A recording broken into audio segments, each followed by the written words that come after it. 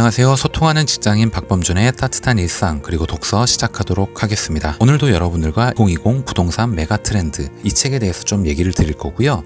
여러분들 대중매체나 뉴스 이런 거 보게 되면 4차 산업혁명 그리고 빅데이터, AI 이런 거에 대한 얘기를 많이 하잖아요. 그러니까 지금 빅데이터로 바라본 이 부동산의 미래가 어떨지 이런 거에 대해서 얘기하는 부분이 있는데 여러분들과 오늘은 그 내용에 대해서 좀 공유를 해보고자 합니다.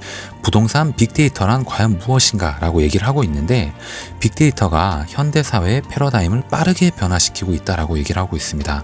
과학계를 비롯해 가지고 각종 산업, 더 나아가 경제 전반에 이르기까지 빅데이터라는 용어가 안 쓰이는 곳을 이제는 찾기가 어려운 요즘이다 라고 얘기를 하고 있네요. 그렇다면 미래를 예측하고 현재의 난제를 극복하게 해준다고 여겨지는 이 빅데이터 기술이 부동산에도 유효할까? 라는 물음을 가지실 수가 있잖아요.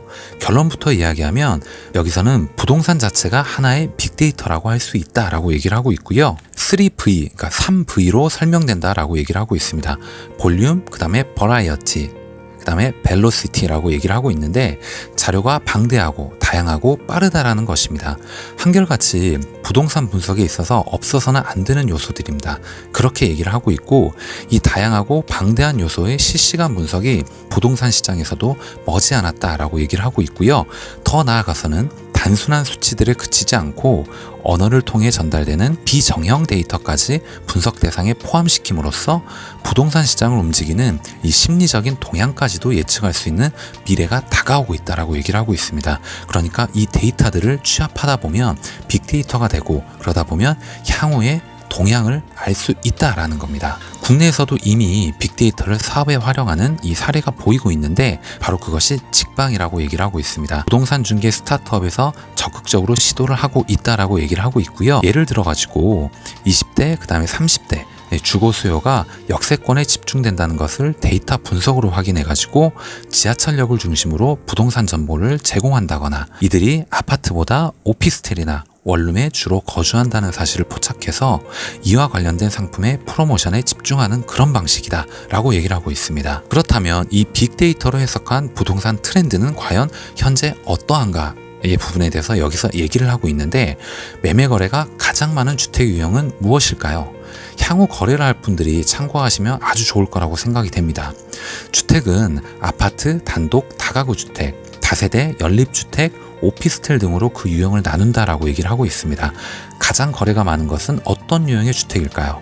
주택 거래의 절대수를 비교를 하면 아파트 거래가 다른 유형에 비해 압도적으로 많다라고 얘기를 하고 있습니다. 서울을 기준으로 보면 2016년 한 해 동안 오피스텔을 포함해가지고 약 21만 건의 주택 거래가 있었는데 이 중 아파트가 12만 건으로 전체 거래의 58%를 차지했다라고 얘기를 하고 있습니다. 경기도는 이보다도 훨씬 높은 70%다라고 얘기를 하고 있고요.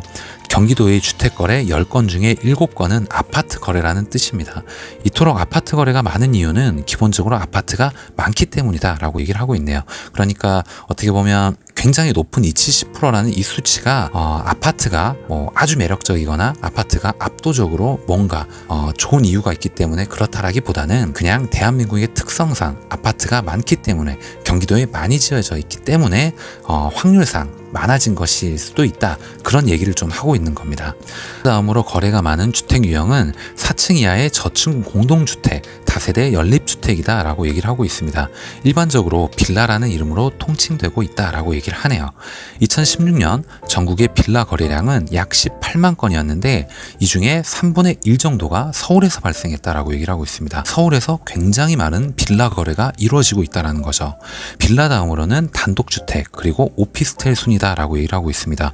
어떻게 보면 서울의 오피스텔이 굉장히 많고 거래가 활발할 것 같은데 이 오피스텔의 거래량이 생각보다 굉장히 적다라는 내용을 알려주네요. 이 데이터가 얘기를 해주고 있는 겁니다. 그러면 임차거래에서 바라본 거는 또 어떨까요? 이때 가장 빈번한 주택의 유형은 무엇일까? 전월세 시장은 매매 시장과는 좀 다른 모습을 보여준다라고 얘기를 하고 있습니다.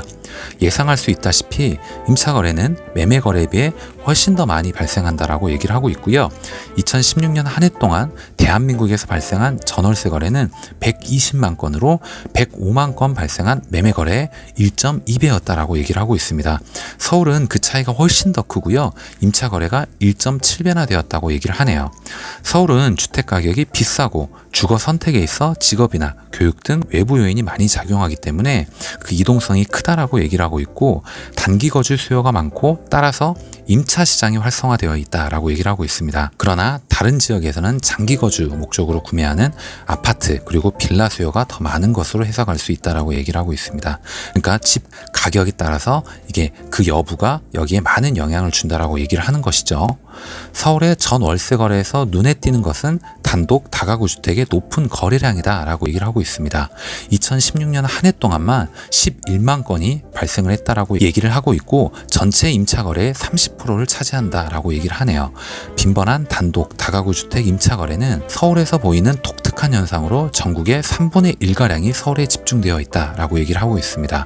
그 이유는 다가구 주택이 도시의 저렴한 임대주택을 대표하는 주택 유형이기 때문이다 라고 얘기를 하고 있네요. 여러분들도 이 부분은 좀 공감을 하실지 모르겠습니다.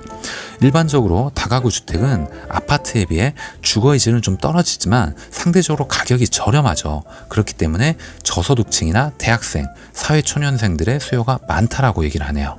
이들의 이동성이 높아가지고 임차 거래도 잦은 편이다 라고 얘기를 하고 있고, 이처럼 저렴한 임대주택의 주 수요층은 입지와 임대료 수준에 민감한 편이다 라고 얘기를 하고 있습니다. 오늘 이야기는 여기까지 하겠습니다. 빅데이터로 바라본 부동산 트렌드, 향후에 어떻게 변해갈지, 이런 부분에 대해서 부동산 매매 거래, 부동산 전월세 거래, 임대차 거래 차이에 대해서 좀 얘기를 나누면서, 매매 거래의 대부분을 이루는 것은 아파트가 맞지만은 그 다음에 전월세 거래의 대부분을 차지하는 거는 바로 빌라였다라고 얘기를 하고 있고, 거기서는 서울의 집값, 그 다음에 단기 거주냐 장기 거주냐 그런 것들의 여부가 크게 여기에 영향을 미친다라는 부분에 대해서 얘기를 좀 나눠봤습니다. 오늘 여러분들께 드린 내용이 조금이라도 여러분들께 도움이 되셨다면 좋아요 그리고 구독 꼭 부탁드리겠습니다. 다음 시간에 더 좋은 내용, 더 좋은 컨텐츠를 가지고 여러분들께 인사드리도록 하겠습니다. 감사합니다.